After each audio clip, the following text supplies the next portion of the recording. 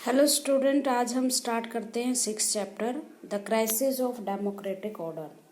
मतलब हमारे देश में क्या डेमोक्रेसी में क्राइसिस पैदा हुए और किस तरह से डेमोक्रेसी को एक झटका बड़ा लगा उस दौरान, और कब। जो आपने पिछला चैप्टर पढ़ा है जिसमें हम 1971-72 की राजनीति पढ़ चुके थे भारत में, कांग्रेस सिस्टम पर कांग्रेस जो है वो इंदिरा गांधी छाई हुई थी और देश में चारों तरफ जो है वो इंदिरा गांधी से को लीड करने वाली जो पार्टी थी, इंदिरा गांधी जी से लीड कर रही थी, वो पार्टी शासन कर रही थी।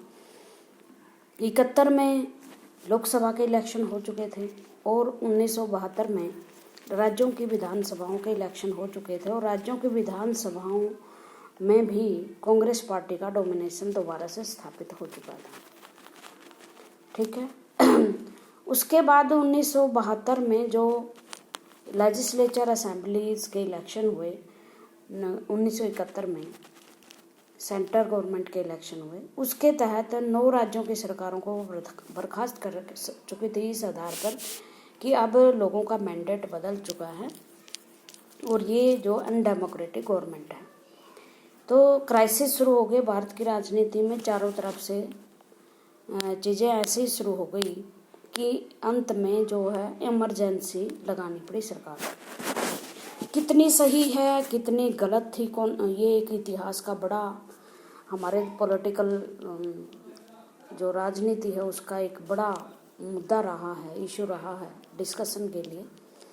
और कोर्ट ने भी जो कमीशन बैठा, शाह कमीशन, इसके ऊपर उपरांत इमरजेंसी के ऊपर, उसने भी, और जो 1977 में जब इलेक्शन हुए और जनता से इस बारे में पूछा गया तो जनता ने भी कहा ये गलत था। जबकि कांग्रेस जो इंदिरा गांधी है वो कह रही थी कि जो भी हुआ वो हमने कॉन्स्टिट्यूशन के अनुसार ही लागू किया था। अब मैं थोड़े से आपको प्रावधान बता देती हूँ इमरजेंसी की। हमारे यहाँ इमरजेंसी कैसे लगाई जा सकती है। आपातकाल की स्थिति हमारे देश के संविधान में एक पार्ट है जो इमरजेंसी की बात करता है। ये हमने जर्मनी के संविधान से लिया गया है, जर्मनी वाइमर से। आप ये 11th में पढ़ चुके हो। उसमें क्या है, राष्ट्रपति को इतनी शक्तियां दी जाती हैं अगर संकट काल है देश का कि वो उस संकट काल को अच्छी तरह से हैंडल कर सके। हमारे देश में 3 तरह के इमरजेंसी पावर हैं। एक आर्टिकल 352, एक आर्टिकल 356 और एक आर्टिकल 360। आज जो हम चैप्टर पढ़ेंगे उसमें ज़्यादातर बात जो है आर्टिकल 352 की है। आर्टिकल 352 में ये इमरजेंसी की धाराएं हैं। आर्टिकल 52 का मतलब है जब आपके देश में कोई आपात स्थिति आ जाती है। आपात का मतलब होता है कोई संकट का काल है, और संकट कब आता है, या तो देश में के ऊपर अटैक हुआ हो, या हम किसी वार में उलझे हुए हो, किसी दूसरे देश के साथ युद्ध में उलझे हुए हों, और या कोई इंटरनल डिस्टर्बेंस हो। इंटरनल डिस्टर्बेंस क्या है, देखो ये जो मैं प्रावधान बता रही हूँ ये 1975 से पहले के हैं। इंटरनल डिस्टर्बेंस, अब ये शब्द भारत के संविधान में नहीं है। तो इंटरनल डिस्टर्बेंस जो दो हैं वो तो आपको समझ में आ गए कि एक वार है, वो तो समझ में आएगी कि हम युद्ध में शामिल हैं, या तो किसी देश के साथ युद्ध में अंगेज हैं, या हमारे ऊपर हमला हुआ है। तो सारी पावर किसके हाथ में चली जाती है, प्रेसिडेंट। और आपको पता है हमारे प्रेसिडेंट जो है वो प्रधानमंत्री और काउंसिल ऑफ मिनिस्टर की सलाह और के बिना काम नहीं करता, और सलाह भी ऐसी जो कंपलसरी है। आर्टिकल जो आपका 74 है वो कहता है कि 73, जिसमें राष्ट्रपति, प्रधानमंत्री और काउंसिल ऑफ मिनिस्टर, नोट अकेला प्रधानमंत्री, काउंसिल ऑफ मिनिस्टर की सलाह पर काम करेगा। ओके। तो आर्टिकल 352 लगाने का मतलब ये है कि देश में एक इमरजेंसी घोषणा की जाती है और आम कानून जो है वो सस्पेंड कर दिए जाते हैं। उसके तहत वो वही कानून लागू होते हैं जो आर्टिकल 352 में दिए गए। जैसे अभी इमरजेंसी है कोविड-19, तो एक हमारा आपातकाल डिजास्टर आपातकाल का एक्ट है, वो लागू हुआ है। उसके तहत जो है पुलिस को, फोर्सेस को ज़्यादा शक्तियाँ दी गई है। तो इसी तरह जब देश पर संकट हो तो आर्टिकल 352 के तहत सरकार काम करती है। सारी जो देश की पावर है वो प्रेसिडेंट में सिमट जाती है, और प्रेसिडेंट का मतलब होता है यूनियन गवर्नमेंट। यूनियन गवर्नमेंट के बिना, की सलाह के बिना, ऑर्डर के बिना स्टेट गवर्नमेंट कोई काम नहीं कर सकती, कोई इंस्टीट्यूशन काम नहीं कर सकती। और इवन इंदिरा गांधी ने इसी दौरान 42वां संविधान संशोधन करवाया था, जिसके तहत जो वो चाहती थी कि संसद का कार्यकाल लोकसभा का 6 साल हो जाए, कर दिया। इसको राष्ट्रपति शासन को कोर्ट में चुनौती नहीं दी जाएगी, मतलब कोर्ट उस पर बहस नहीं करेगा। इवन ये कहा प्रेसिडेंट के किसी भी कार्य को कोर्ट रिव्यू नहीं कर सकता, मतलब ये नहीं देख सकता कि ये संविधान के अनुकूल है या नहीं। अब देख सकता है।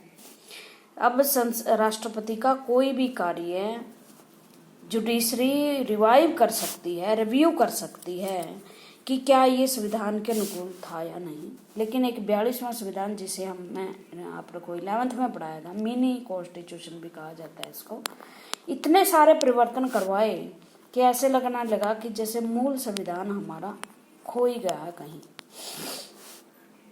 42वें संविधान के तहत ये भी कहा गया कि प्रेसिडेंट को काउंसिल ऑफ मिनिस्टर की जो भी सलाह है, एडवाइस है, वो माननी ही पड़ेगी। देखो, साथ साथ में मैं ये भी बता रही हूँ कि अब क्या स्थिति है। अब ये स्थिति है कि प्रधानमंत्री को प्रेसिडेंट, पीएम की काउंसिल ऑफ मिनिस्टर और पीएम की एडवाइस तो माननी कंपलसरी है, लेकिन वो एक बार पुनर्विचार के लिए भेज सकता है। पहले 52 में जो 42वां संविधान संशोधन था, उसके तहत ये कह दिया गया था कि सलाह के लिए भी नहीं भेज सकता, माननी ही माननी पड़ेगी। बाद में जनता पार्टी की सरकार आई 1977 में, पहली बार गैर कांग्रेसी सरकार, 44वां संविधान संशोधन हुआ, और 42वें संविधान संशोधन के तहत जितनी भी शक्तियाँ संविधान की कम की थी, राष्ट्रपति की, जुडिशरी की, वो सारी शक्तियाँ बहाल की गई। और ये अच्छा हुआ कि भारत की जो जनता है उसने अच्छा मैंडेट दिया और इंदिरा गांधी को हटाया गया। तो ये सिचुएशन शुरू कैसे हुई, आर्टिकल 352 का प्रयोग कैसे हुआ। बहुत सारी घटनाएं घटी, और एक डेमोक्रेसी में ये घटनाएं आम होती हैं, घटती रहती हैं। डेमोक्रेसी में बहुत तरह के लोग रहे हैं, बहुत सेक्शंस, वर्गों के लोग हैं, उनके आपस में कॉन्फ्लिक्ट है, चुनी हुई गवर्नमेंट है, वोटर्स हैं, विपक्षी पार्टियां हैं, ओपोजिशन पार्टियां हैं, ग्रुप हैं, कुछ सोशलिस्ट ग्रुप हैं, कुछ जो है प्रोफेशनल ग्रुप है, उनकी भी मांगे होती रहती हैं, उठती रहती हैं। तो सरकार के विरुद्ध विद्रोह या विरोध एक आम सी बात होता है। हड़ताल, धरने, एजिटेशन, अगर सरकार सही ढंग से काम नहीं कर रही तो उसके विरुद्ध जो है बहुत सारा विद्रोह, तो ये आम बात है, ये होता रहता है, इसमें कोई नई बात नहीं है। तो इंदिरा गांधी के टाइम भी ऐसी बहुत सारी घटनाएं घट रही थी, जिसके कारण देश में ऐसा माहौल था कि इंदिरा गांधी और कांग्रेस को लगा कि ये हमारे विरुद्ध हो रहा है, और जो भी चीज़ें हो रही हैं वो इंदिरा गांधी को हटाने का षड्यंत्र है। अब शुरुआत कहाँ से होती है। इंदिरा गांधी चाहती थी कि मैं जो काम करूं वो प्रो पुअर होंगे सारे काम, मतलब मैं गरीबों के लिए काम करना चाहती हूँ, प्रोग्रेसिव काम करना चाहती हूँ। और उसके बीच में एक बड़ी अड़चन जो है वो जुडिशरी है। जुडिशरी ने उनके बहुत सारे जो एक्ट वो बनाना चाहते, कानून बनाना चाहते थे, उस पर क्वेश्चन मार्क लगा दिया था कि नहीं, आप ये नहीं कह सकते। जैसे बैंकों का राष्ट्रीयकरण था या प्रीवी परचेज का मामला था, तो ऐसे प्रोग्रेसिव मामले में उसको लगा कि जुडिशरी जो है उसके खिलाफ जा रही है। जैसे ही जुडिशरी कोई फैसला, जैसे ही संसद कोई कानून बनाती, अब संसद कानून क्यों बनाएगी मुझे बताओ। संसद कानून बनाएगी गवर्नमेंट के लिए, क्योंकि गवर्नमेंट की ये जिम्मेदारी होती है कानून बनवाने के लिए। गवर्नमेंट कोई भी कानून बनाती है, वो कानून जाता ये रिव्यू के लिए कोर्ट के पास, रिव्यू के लिए कोर्ट के पास जाता, और कोर्ट उसे क्या कर देता, उसमें कोई ना कोई खामी निकाल कर उसे खारिज कर देता। इंदिरा गांधी ने 24वां संविधान संशोधन, 25वां संविधान संशोधन, 26वां, 27वां, 28वां, मतलब बहुत सारे संविधान में संशोधन किए, और ऐसे ऐसे संविधान में संशोधन किए कि आप सोचकर हैरान हो जाओगे कि किस तरह से एक लोकतांत्रिक नेता भारत के संविधान को खत्म करने की कोशिश कर रहा है। लेकिन जुडिशरी बड़ी एक्टिव थी उस टाइम, और जुडिशरी ने 1967 में गोलकनाथ का केस आया था। इंदिरा गांधी उस टाइम एसपीडी, ये जो आपका डायरेक्टिव प्रिंसिपल ऑफ है, डायरेक्टिव प्रिंसिपल ऑफ स्टेट, इनको लागू करना चाहते हैं। डीपीएसपी बोलते हैं डायरेक्टिव प्रिंसिपल ऑफ स्टेट को, इनको लागू करना चाह रही थी, ऐसे सुधार करना चाह रही थी। लेकिन मौलिक अधिकारों के नाम पर जो लोग हैं वो कोर्ट में पहुंच जाते कि ये डीपीएसपी हमारे मौलिक अधिकारों के खिलाफ है। तो ऐसे में इंदिरा गांधी ने एक 24वां संविधान संशोधन किया, और उसके तहत ये कहा गया कि संसद संविधान के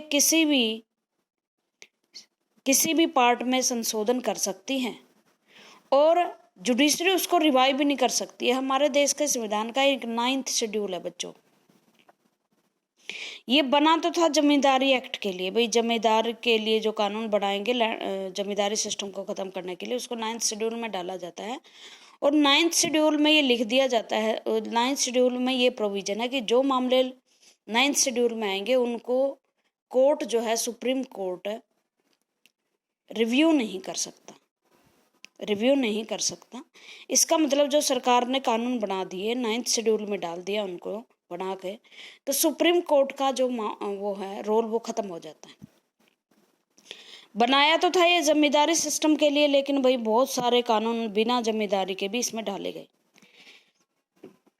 1967 में भी यही हुआ। गोलकनाथ केस में जब इंदिरा गांधी कानून बना रही थी 24वां संविधान संशोधन, उसमें लिख दिया गया कि संसद किसी भी पार्ट में, कॉन्स्टिट्यूशन के किसी भी पार्ट में संशोधन कर सकती हैं, और जुडिशरी उसको रिव्यू नहीं कर सकती। 9th शेड्यूल में उसको डाल दिया गया।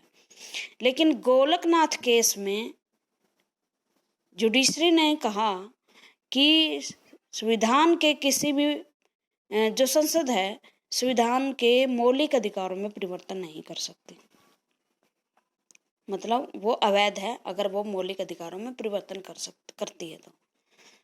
तो फिर इंदिरा गांधी, फिर जुडिशरी और इंदिरा गांधी में क्राइसिस पैदा हो गए, और उन्होंने फिर 25वां 26वां संविधान संशोधन, 27वां 28वां 29वां ऐसे संविधान संशोधन करवाए जिसमें जुडिशरी की पावर को कम करने की कोशिश की गई। अंत में ये क्राइसिस जो है 1977 की बात है। 1977 तक इंदिरा गांधी का जो इलेक्शन उन्होंने लड़ा था 1971 में, उसके खिलाफ केस हो गया था। इलाहाबाद कोर्ट ने उसके इलेक्शन को रद्द कर दिया गया था, लेकिन सुप्रीम कोर्ट ने उनको बचा लिया था।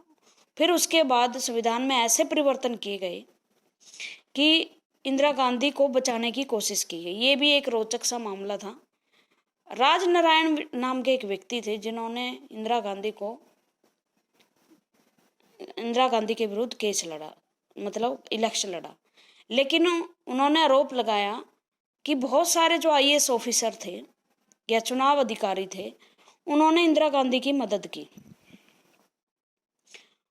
और अगर एक ऑफिसर जो है, उन्होंने चुनाव जो रूल्स होते हैं चुनाव के अधिनियम, उनका उल्लंघन किया, और इस आधार पर इंदिरा गांधी का जो इलेक्शन है वो खारिज किया जाए।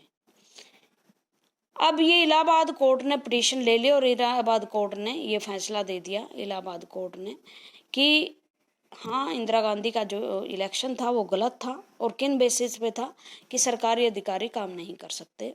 वो सरकारी अधिकारी ने रिजाइन किया था 6-7 दिन पहले, इंदिरा गांधी के इलेक्शन से पहले, लेकिन वो इलेक्शन की वजह से पहुंचा नहीं था उसका इस्तीफा, और इस वजह से राजनारायण को ये लगा कि उन्होंने गलत तरीके से, जब उसने रिजाइन नहीं किया तो इंदिरा गांधी की वो मदद कैसे कर सकता है पोस्ट पे रहते हुए।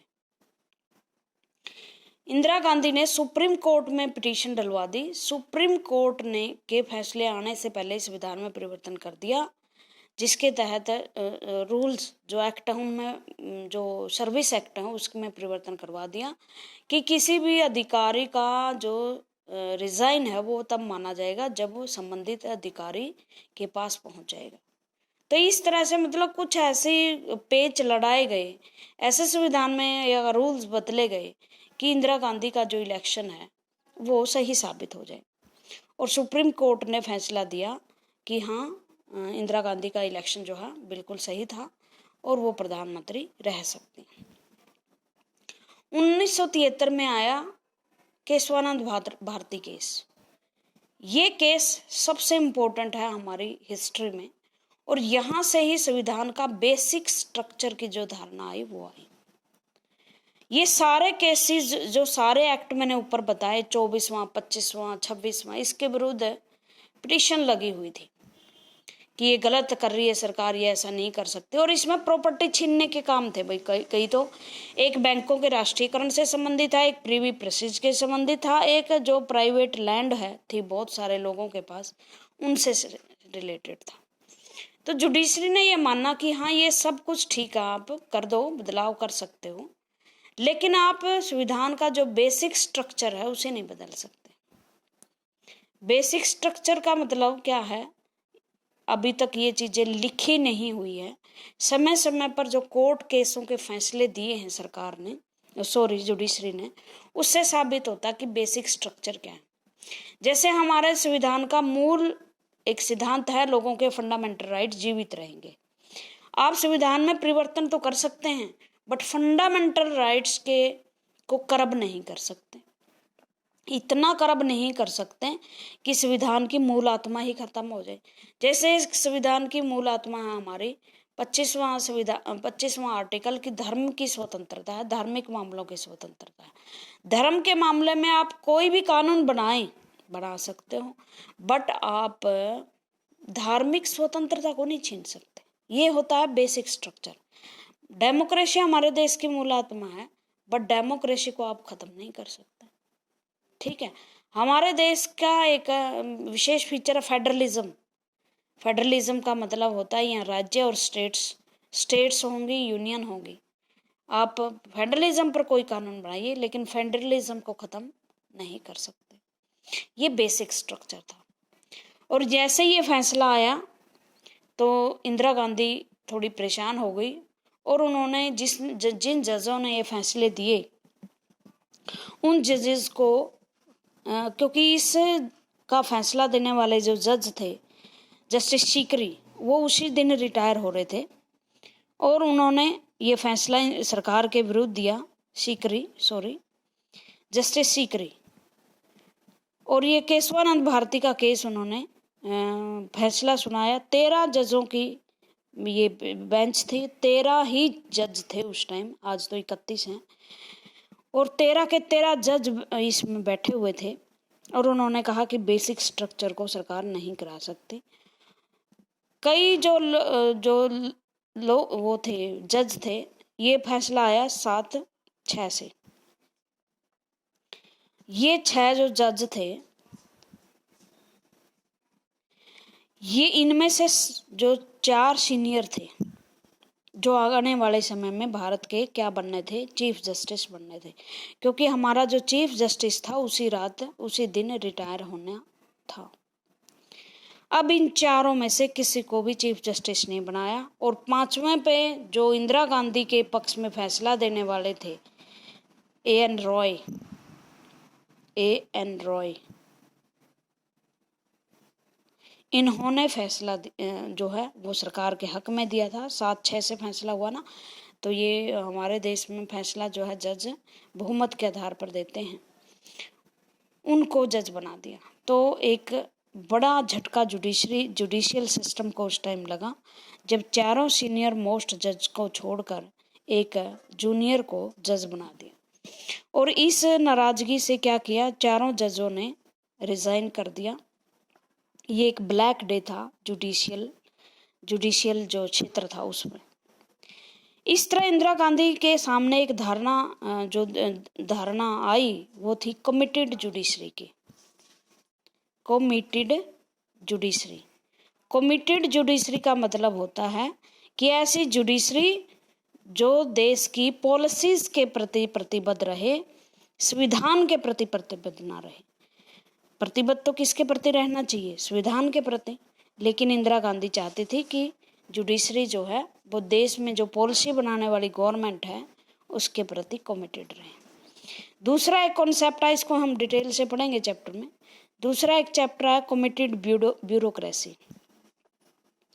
कमिटेड ब्यूरोक्रेसी क्या थी, ब्यूरोक्रेसी में बता आपको कौन लोग होते हैं, आईएएस ऑफिसर होते हैं। पहले इन्हें इंडियन सिविल सर्विसेज बोलता था, बाद में इन्हें इंडियन एडमिनिस्ट्रेशन सर्विस बोला जाने लगा। ये वो लोग थे भाई जो अंग्रेजों के टाइम से ही बड़े ओहदों और बड़े प्रिविलेज का प्रयोग कर रहे थे, और इनके पास बहुत ज़्यादा पावर थी, और ये जनता को अपने आप को सेवक नहीं मानते थे, बल्कि उनका जो है शासक मानते थे। आज भी वो स्टील फ्रेम ब्यूरोक्रेसी के रूप में काम कर रही थी हमारी ब्यूरोक्रेसी। स्टील फ्रेम का मतलब होता है कि वो जो चाहे करे, उनकी जानकारी वो पब्लिक को दे या ना दे, मासेस के लिए, आम जनता के लिए काम करे या ना करे, शासक बने रहें, ठीक है, अपनी पावर पोजीशन का गलत प्रयोग करें। क्यों? क्योंकि हमने सोशलिस्ट पैटर्न अपनाया हुआ था, और सोशलिस्ट पैटर्न की जिम्मेदारी संभालने की सभी उद्योग धंधे जो हैं, सारे डिपार्टमेंट, वो आईएएस अधिकारी ही तो संभालते हैं। सोशलिस्ट पैटर्न को वो चला रहे थे, और जो इतने भी प्राइवेट सेक्टर था उसको वो रेगुलेट कर रहे थे, रूल रेगुलेशन बना रहे थे, तो उनके पास पावर बहुत थी। नेहरू जी चाहते थे कि जो ब्यूरोक्रेसी है वो संविधान के प्रति काम करे, जनता के प्रति प्रतिबद्ध होकर काम करे।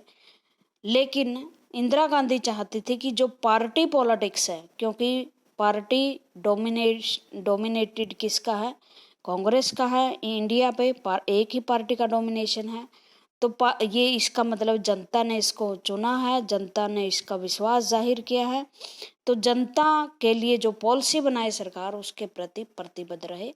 इसे हम बोलते हैं कमिटेड ब्यूरोक्रेसी। तो हर उसमें हलचल मचाई हुई थी। पर्सनैलिटी बहुत बड़ी थी इंदिरा गांधी की, और इंदिरा गांधी वो सारी बाधाओं को दूर करना चाहती थी, उन सारे हिंड्रेंस को दूर करना चाहती थी जो उसके एजेंडे में आड़े आ रहे थे, जो उसके काम में आड़े आ रहे थे। मतलब एक तरह से वो निरंकुश तानाशाही की तरफ चल पड़ी थी। मैं बार बार कहती हूँ कि सत्ता आदमी को भ्रष्ट बना देती है, और पूरी सत्ता आदमी को पूरा भ्रष्ट बना देती है। फिर कुछ लोग ऐसे आसपास थे, उनके एक बेटे थे संजय गांधी, हरियाणा के थे एक चौधरी बंसीलाल, ऐसे मतलब वो काम कर रहे उन्होंने, जैसे दिल्ली में स्लम्स को एकदम से उखाड़ फेंका, वहाँ से हटा दिया गया ब्यूटिफिकेशन के लिए, पकड़ के लोगों की जो है नसबंदी की गई कि जनसंख्या नियंत्रण करना है। मतलब ऐसे काम किए गए जो संविधान के अनुकूल नहीं थे, और शायद उनका ही दिमाग उन पर हावी हो गया, और इस वजह से गलतियां हुई हैं, हो जाती हैं, लेकिन उनके कामों को भी हम इग्नोर नहीं कर सकते जो काम उन्होंने किए। तो उसके बाद बिहार मूवमेंट आया। बिहार मूवमेंट, नवनिर्माण मूवमेंट गुजरात में नक्सलाइट प्रॉब्लम, मतलब प्रॉब्लम बहुत थी, नक्सलवाड़ी जो प्रॉब्लम थी वो थी, ठीक है। और जो जेपी थे जयप्रकाश नारायण, उनका टोटल रेवोल्यूशन का एजेंडा चला हुआ था, रेलवे में स्ट्राइक्स हो गई थी। ऐसा लगने लगा था कि सब कुछ जो है राजनीतिक में कांग्रेस पार्टी के खिलाफ हो रहा है। तो ऐसे में इमरजेंसी इम्पोज कर दी गई आर्टिकल 352 के तहत। हम यहीं से चले थे ना, आर्टिकल 352 के तहत। और आर्टिकल 352 में सहारा लिया एक शब्द का, इंटरनल डिस्टर्बेंस। एक और बात मैं आपको क्लियर कर देती हूँ, जब हमारे ऊपर ये इमरजेंसी लागू की गई इंटरनल डिस्टर्बेंस के आधार पर, तब इमरजेंसी चल रही थी हमारे देश में, क्योंकि 1971 का युद्ध हुआ था और युद्ध के समय इमरजेंसी चल रही थी वार वाली, कि हम वार में उलझे हुए। ओके, अब ये नई इमरजेंसी की क्यों जरूरत थी? क्योंकि युद्ध खत्म हो चुका था, नई घोषणा करनी थी, और उन्होंने कहा इंटरनल डिस्टर्बेंस है। इंटरनल डिस्टर्बेंस को आप वैसे तो डिफाइन नहीं कर सकते, युद्ध तो आप देख सकते हो, वो सरकार की मर्जी पर है कि वो कैसी चीज़ों को इंटरनल डिस्टर्बेंस लेती है। एक हड़ताल कर दे अपोजिशन, वो पार्टी उसका विरोध करे, तो क्या वो इंटरनल डिस्टर्बेंस है? पता नहीं। आज इस शब्द को हटा दिया गया हमारे देश के संविधान में, 44वें संविधान संशोधन। अब इसकी जगह एक शब्द लिखा हुआ आर्मर्ड रिबेलियन। मतलब आर्मर्ड रिबेलियन का मतलब है अगर सशस्त्र विद्रोह हो रहा हो, आर्मी या पुलिस जो है वो सशस्त्र विद्रोह कर दे, तो क्या है वो हाँ, वो आर्मर्ड रिबेलियन है। तो ये शब्द तो हट गया है। अब जो इंटरनल डिस्टर्बेंस था, 24 जून को बैठक हुई इंदिरा गांधी के यहाँ, इंदिरा गांधी के घर में, और इमरजेंसी के लिए। क्योंकि जब भी कोई शासक जो है ना, डेमोक्रेसी में जब भी कोई शासक कोई भी बड़ा कदम उठाता है, तो वो कानून के जो एक्सपर्ट होते हैं, लॉ एक्सपर्ट होते हैं, उनका सहारा जरूर लेता है कि हम जो भी काम करें वो संविधान के अनुसार करें, संविधान के बाहर कुछ ना हो। तो सुझाया गया कि आप इंटरनल डिस्टर्बेंस के अकॉर्डिंग लगा सकते हो, और एक पेपर लिखित में भेजा गया। राष्ट्रपति थे ही वीवी गिरी। वीवी गिरी को आप जानते ही वो कौन थे, और वीवी गिरी के ने उस पर साइन कर दिया। अच्छा, हमारे संविधान में क्या लिखा हुआ है? एड एंड एडवाइस के हिसाब से। और किसकी एड एंड एडवाइस के हिसाब से राष्ट्रपति काम करेगा? पीएम और council of minister. Council of minister की तो मीटिंग ही नहीं हुई, उस लेटर पे साइन ही नहीं हुए। सुबह लेटर दिखाया गया काउंसिल ऑफ मिनिस्टर में, और काउंसिल ऑफ मिनिस्टर में कुछ बात होती नहीं थी, इंदिरा गांधी बोलते थे। तो इस तरह से ये भी कहा जाता है कि टेलीफोनिकली आधार पर वीवी गिरी को कहा गया कि इमरजेंसी लागू करें, बाद में ये डॉक्यूमेंट तैयार हुए, ये भी कहा जाता है। तो इस आधार पर जब शाह कमीशन इस इमरजेंसी के विरुद्ध बैठा, तो सुप्रीम कोर्ट ने और शाह कमीशन ने एक गलत बात ठहराई कि, और अब हमारे संविधान में बराबर लिखा हुआ है भाई कि काउंसिल ऑफ मिनिस्टर का मतलब सिर्फ पीएम नहीं होता, पूरी की पूरी कैबिनेट होती है, जिसमें 25-26 मिनिस्टर होते हैं। और लिखित, अब ये भी लिख दिया है, लिखित रिटर्न में रिक्वेस्ट होनी चाहिए राष्ट्रपति को कि हम 352 लगा रहे हैं। ये नहीं कि आप टेलीफोनिकली आधार पर राष्ट्रपति को कहो, राष्ट्रपति आपका कहाँ मान ले। अब हमारे संविधान में ये प्रावधान है। मैं साथ में आपको वो उस टाइम की जो चीज़ें थी और साथ में इस टाइम की चीज़ें क्या है वो बता रही हूँ, कि अब एक इंटरनल डिस्टर्बेंस हटा दी गई है, उसकी जगह आर्मर्ड रिबेलियन लगा दिया गया है। अब रिटर्न में अगर रिक्वेस्ट आती है किसकी? PM plus council of minister, ठीक है, और पुनर्विचार भी कर सकता है राष्ट्रपति, जो है इस सलाह को पुनर्विचार भी कर सकता है। तो इस तरह से 25 जून को इमरजेंसी हमारे देश में लागू की गई। क्या हालात हुए अब हम इस चैप्टर में पढ़ेंगे। Introduction. India is a Hajj country. The Indian Constitution, which have adopted in 1950, has been nearly 57 year of existence. पुरानी किताब है भाई। अब तो हमें कितने साल हो गए? 70 साल। 1950 में लागू हुआ था। During these 6 decades, there have been several up and down in our constitutional history of India. Bharat के इतिहास में बहुत सारे अप एंड डाउन आए हैं, और इसमें आप बहुत ज़्यादा डाउन पढ़ेंगे। The framer of the constitution had wanted to neutral bureaucracy. हमारे कॉन्स्टिट्यूशन के जो फ्रेमर थे वो चाहते थे कि ब्यूरोक्रेसी न्यूट्रल रहे। ये भी समझ लो क्या होता है न्यूट्रल ब्यूरोक्रेसी का मतलब होता है भाई कि जो ब्यूरोक्रेसी है उसे पार्टी से कोई मतलब नहीं होना चाहिए, पार्टी पॉलिटिक्स से वो दूर रहे। इंदिरा गांधी की सरकार आए, कांग्रेस की सरकार आए, बीजेपी की सरकार है, उन्हें कोई मतलब नहीं है, वो देश के कानून के अनुसार काम करते रहे। Okay, that means neutral democracy bureaucracy which gradually grew into a demand of committed bureaucracy. लेकिन धीरे धीरे ये डिमांड पैदा हो गई कि ब्यूरोक्रेसी कमिटेड होनी चाहिए, किसके प्रति, संविधान के प्रति या जो पॉलिसीज बनती हैं सरकार की उनके प्रति। मतलब इंदिरा गांधी तो पॉलिसीज जो बन रही थी उनके प्रति होनी चाहिए कि हम जनता के प्रतिनिधि तो हमारे प्रति होने चाहिए, लेकिन वैसे उसे अपने विकास के लिए, देश के विकास के लिए कमिटेड होनी चाहिए। Likewise judiciary has been involve in a conflict with the legislature and executive. Judiciary के देखो हमारे यहाँ एक पावर सेपरेशन ऑफ पावर का सिद्धांत काम करता है। नई नई चीज़ें हैं भाई, सेपरेशन ऑफ पावर, इसका मतलब क्या है, सेपरेशंस ऑफ पावर मतलब शक्ति का बंटवारा। इसके तहत क्या हमारे संविधान में लिखा हुआ है कि जुडिशरी की ये शक्ति हैं, 3 अंग हैं, जुडिशरी, एग्जीक्यूटिव और लेजिस्लेचर। लेजिस्लेचर हमारे यहाँ संसद है। चलो कोरा पेज ले लेते हैं। Separation of power,